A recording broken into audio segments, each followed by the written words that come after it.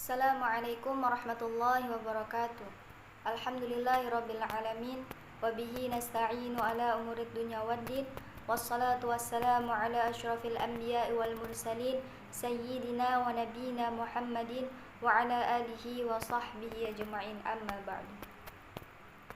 Yang saya hormati Ibu Erniwati selaku dosen pengampu mata kuliah kewarganegaraan, dan yang saya hormati teman seperjuangan yang insya Allah diberikan kebarokan ilmu yang bermanfaat. Amin ya rabbal alamin. Perkenalkan, nama saya Anisatul Faiza dengan NIM 202030408 akan memaparkan beberapa materi. Yang pertama, materi HAM dalam bernegara.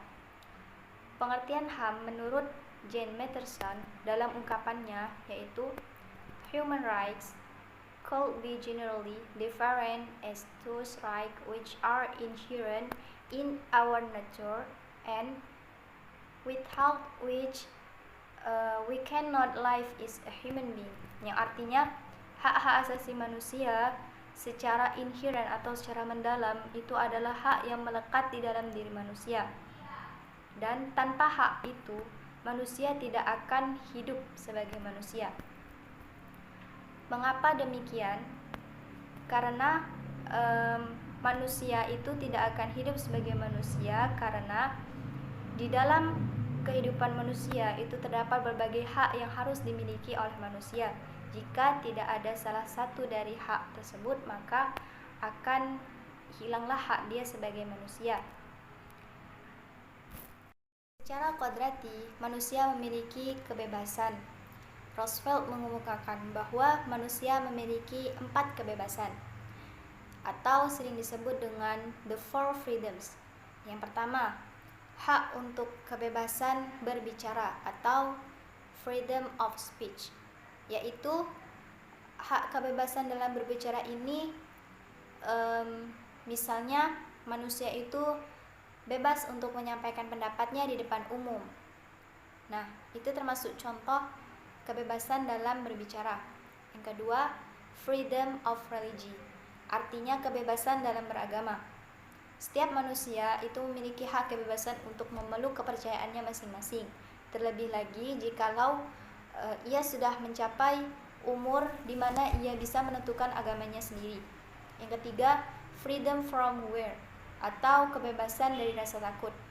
Kebebasan dari rasa takut ini bermakna bahwa sebagai manusia itu tidaklah harus memiliki rasa takut untuk hidup, karena ia sudah dijamin oleh hak asasi manusia yang sudah ditegakkan sejak ia dilahirkan. Dan yang terakhir itu freedom from want, yaitu kebebasan dari kemelaratan. Setiap manusia memiliki kebebasan dari kemelaratan karena ia dituntut untuk memiliki pekerjaan, memiliki pendidikan, dan ia tidak berhak untuk menjadi manusia yang bisa dibilang berada di dalam kemelaratan. Selanjutnya banyak hak asasi atau macam-macam hak asasi yang sudah dilekatkan di dalam diri kita. Yang pertama, hak asasi pribadi atau personal right. Itu meliputi seperti hak asasi hidup, hak asasi untuk memilih agama, dan lain-lain. Hak asasi pribadi ini adalah hak yang paling utama yang harus ada di dalam diri manusia tersebut. Karena apa? Karena di dalam hak asasi pribadi ini terdapat hak asasi yang sudah ada sejak kita dilahirkan. Nah, yang kedua, political right. Political right ini biasanya berlaku di saat kita sudah beranjak dewasa, seperti kebebasan untuk memilih pemimpin, seperti di dalam kegiatan pemilihan umum, pemilihan kepala daerah, dan lain-lain. Nah, yang ketiga ini hak asasi ekonomi atau property right. Property right ini berisi tentang hak asasi manusia memiliki, membeli, dan memanfaatkan sesuatu yang ia beli. Jadi di dalam hak asasi ini manusia bebas untuk berekspresi dan bereksperimen. Selanjutnya, hak asasi hukum atau right of legal equality.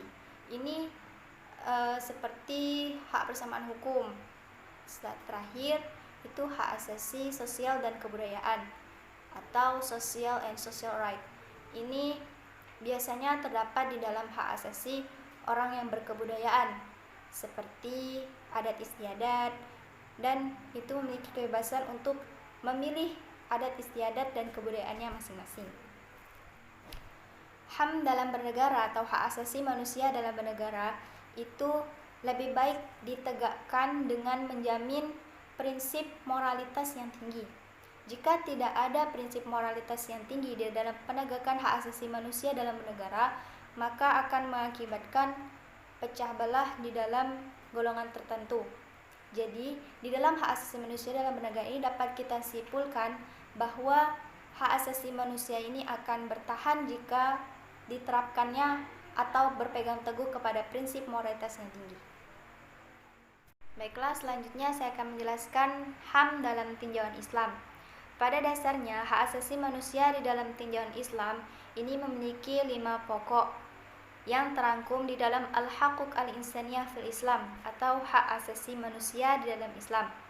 Yang pertama, hibzun an-nafs atau hak asasi untuk hidup. Terangkum di dalam Quran surat An-Nahl ayat 90 yang berbunyi, A'udzu billahi minasyaitonir rajim. Bismillahirrahmanirrahim. Innallaha ya'muru bil 'adli wal ihsani wa ita'i dzil qurba wa yanha 'anil fahsya'i wal munkari wal baghi ya'idukum la'allakum tadhakkarun. Di dalam ayat tersebut itu Allah memerintahkan untuk berlaku adil terhadap sesama. Jadi hak asasi untuk hidup ini bukan hanya sekedar hidup, tetapi hak asasi untuk memiliki keadilan dan diperlakukan adil oleh sesamanya. Dan yang kedua yaitu hifzu al-aql atau hak persamaan derajat. Terdapat di dalam Quran surat Al-Hujurat ayat 13 yang berbunyi, Ya ayyuhan nasu inna khalaqnakum min dzakarin wa untha wa ja'alnakum syu'uban wa qabaila lita'arafu inna akramakum 'indallahi atqakum innallaha 'alimun khabir. Di dalam ayat tersebut itu menjelaskan hak persamaan derajat antara sesama muslim dan saling mengenal satu sama lain tanpa ada rasa perbedaan suku, bangsa, ataupun warna kulit atau derajat. Jadi sesama manusia itu dituntut untuk memiliki sikap tenggang rasa terhadap sesamanya agar tidak memicu pecah belah antara kaum yang lain. Dan selanjutnya hibzu an-nasl atau hak memperoleh keadilan. Itu terdapat di Quran surat Al-Maidah ayat 2 yang berbunyi, Ya ayyuhalladzina amanu la tuhillu sya'airallahi walal syahral harama walal hadiya walal qalaid wala aminal baital harama yabtaguna fadlan min rabbihim wa ridwana wa idha halaltum fastadu ولا يجرمنكم شنآن قوم أن صدوكم عن المسجد الحرام أن تعتدوا وتعاونوا على البر والتقوى ولا تعاونوا على الإثم والعدوان واتقوا الله إن الله شديد العقاب. Nah, di dalam hak umrah kalian ini itu diperlukannya tolong menolong dalam kebaikan dan tidak boleh tolong menolong dalam kebatilan. Itu akan melahirkan rasa keadilan dalam satu sama lain antar umat Islam beragama. Selanjutnya yaitu hak pelindungan harta atau hak milik. itu terdapat di dalam Quran surah Al-Baqarah yang berbunyi, Ya ayyuhalladzina amanu la ta'kulu amwalakum bainakum bil batili wa tudlu biha ilal hukami litakulu fariqam min amwalin nasi bil ithmi wa antum ta'lamun. Kita ambil intinya saja dalam ayat ini, itu Allah tuh melarang untuk tidak memakan harta antar kalian atau antar sama kalian, karena dapat menimbulkan perpecahan belah antar umat Islam beragama. Dan yang terakhir yaitu hak asasi dalam kebebasan beragama, itu terdapat di dalam Quran surat Al-Maun ayat terakhir yang berbunyi, lakum dinukum waliyadin, bagimu agamamu dan bagiku agamaku. Jadi di dalam HAM dalam tinjauan Islam ini memiliki beberapa hak, dan yang terakhir ini hak kebebasan dalam beragama, yaitu hak yang memiliki toleransi tinggi antar umat beragama, walaupun di dalam HAM kali ini adalah HAM dalam tinjauan Islam. Dan dapat disimpulkan bahwa hak-hak asasi manusia dalam Islam ini atau dalam tinjauan Islam ini sebaiknya dilandaskan dalam mengesahkan Tuhan atau dalam ketauhidannya. Tetapi prinsip tauhid ini juga berimplikasi kepada prinsip persamaan, prinsip keadilan, dan prinsip kebebasan. Mungkin sampai di sini penjelasan materi saya mengenai HAM dalam bernegara dan HAM dalam tinjauan Islam. Kurang dan lebihnya saya mohon maaf. Apabila ada kesalahan kata dan kehilafan bertingkah laku, saya memohon maaf. Akhirul kalam, wabillahi taufiq wal hidayah. Wassalamualaikum warahmatullahi wabarakatuh.